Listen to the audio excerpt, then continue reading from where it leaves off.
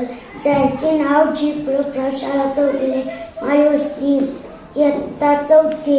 माझ्या गोष्टीचे नाव आहे लोभी रिले. खूप वर्षापूर्वीची ही गोष्ट. रोज एक गाढव होता. त्या गाढवाने रोज त्याला दूध घालायला नेत होता. दूध घालता घालता जास्त पाणी वाढलेलं होतं. एका गाढवाने त्याच्यावर पाय पडला. दूध खूप सांडलेलं. व्यापाराचा पैसाही त्याच्याकडे नव्हता. तो पुन्हा गाढवाला ओढायला गेला. पुन्हा तिथेच पडला.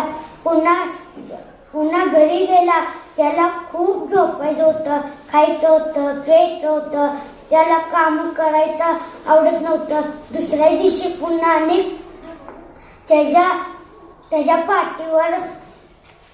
पाठीवर दुधाची किटली ठेवलेली.